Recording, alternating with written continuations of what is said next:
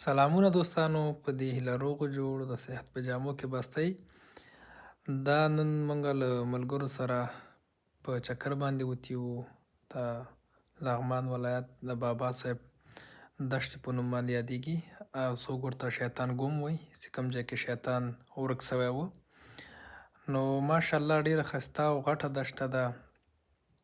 خاوره یې هم ښه خاوره ده. کمر خیریه بنسټ، همداسې نورو خیریه موسسو او هغو تجارانو پکې دلته برخه اخیستې ده، غواړي چې دلته باغونه جوړ کړي. نو ډېره ښایسته منطقه ده. نو تاسو هم کولی شئ چې دلته راشئ، چکر نه خوند واخلئ. موږ هم ترې خوند واخیسته. نو مازدیګری ده لاړلو. ستاسو په اجازه باندې ښه وخت، ښې شېبې.